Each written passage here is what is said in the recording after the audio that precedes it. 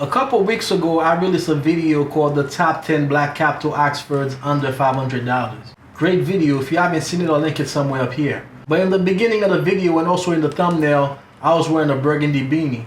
Some guy told me in the comments that he almost didn't click on the video just because I was wearing a beanie and I should carry myself with more sartorial elegance. Well, I got good news and bad news, man. The bad news, the beanie's back, just in a different color, you know what I mean?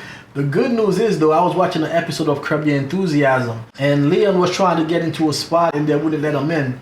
So Larry told him as a black man, he should start wearing glasses because more people will accept you when you wear glasses, you know what I mean? Well, since I catch a lot of flack in the comments about the way I talk and me wearing a beanie, things like that, you know what I mean? I got some glasses right here, man. Is that elegant enough for you? Intro. You should come rolling my Yo, what up? My name is Vladimir Riché from ChaseandRider.com. And in this video, we're going to talk about the best dressed watch under $500. And by the way, I don't think that guy meant any harm in the comments, man. Just having some fun with it on YouTube, you know what I mean?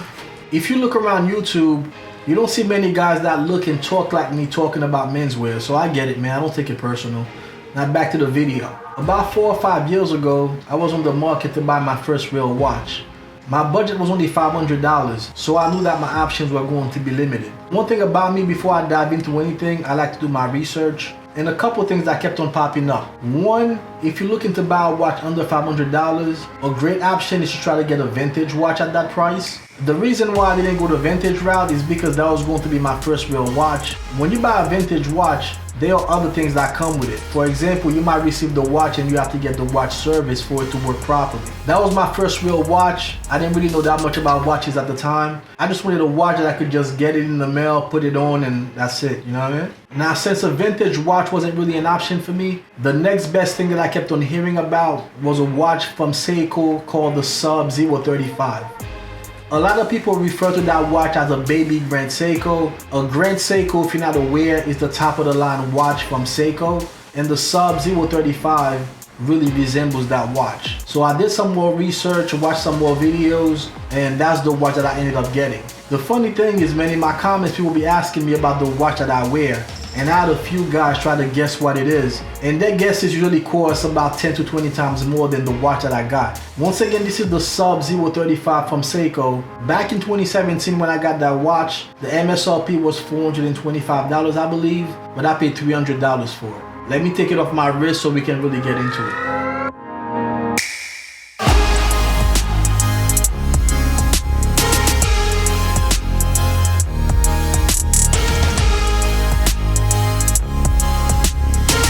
When it comes to dress watches, there are a couple things to keep in mind. Number one, you want it to be a mechanical watch. So you don't want it to be something like an Apple Watch. Like those kind of watches are cool, but they're not really made to be worn with a suit. The second criteria, you want it to be between 34 and 38 millimeters. You don't want the face of the watch to be too big. Like the first video I've ever did on YouTube called the 8 menswear hacks in 90 seconds. It's still my favorite video, by the way. So much for growth. If you haven't seen it, I'll link it somewhere up here. But in that video, I mentioned that wearing a watch is one of the 8 menswear hacks, you know what I mean? Like to me, it looks incomplete if you're in a suit and you don't have a watch on, but not every watch is created equal. Once you start getting in the 40 millimeters range, to me, that's no longer a dress watch. Now let's get to the watch. Once again, this is the Sub 035 from Seiko. Seiko also make a Sub 033. The Sub 033 comes with a black case, and the Sub 035, as you can see, is a white case. Actually, the case is cream as opposed to white, but for the purpose of this video, I'm going to refer to it as a white case, but it's really like a cream case. You can actually see it if you look. The date window is white and the case is cream. You can definitely see a contrast between the date window and the case of the watch. Now, a couple of facts about the watch. The case is 38 millimeters. That doesn't include the crown. From lug to lug is 44 millimeters. So that means this watch really wears well. Like me personally, my wrist is 6.5 inches, but even if your wrist was 7.5, it will still look good on your wrist. So this is a very versatile watch regardless of your wrist size. The watch is equipped with the 6R15 movement, which is an in-house movement from Seiko. It's one of the best entry-level movements. The movement is one of the big factors that determines how much a watch costs.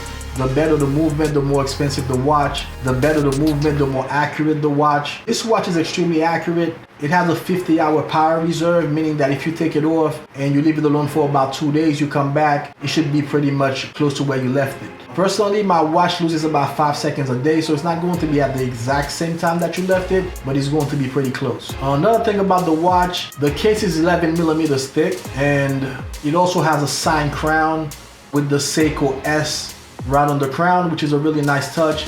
That's something that you usually find on their more expensive watches, like the Grand Seiko that I mentioned before. The lug width is 20 millimeters. That means if you're buying a strap for the watch, you want to get one that's 20 millimeters. A 19 millimeters, for example, wouldn't fit this watch. Speaking of bands, the watch came with a metal band, but the first thing that I did when I received the watch was switch the metal band to a leather strap. A leather strap is a lot dressier to me than a metal band, so I never even considered wearing the watch with the metal band. I didn't even try it on with the metal band. I just received it and just took it off. That was the first thing that I did. The watch is water resistant up to 100 meters. That means I wouldn't advise that you go swimming with the watch, but if you get caught in the rain or if you're washing your hands, the watch should be just fine, you know what I mean? One thing that I love about the watch are the hour hands. If you look, it tapers into a point. Those are called dolphin hands, which I really like. The date window is located at 3 o'clock. It says Seiko underneath the 12 o'clock hour marker.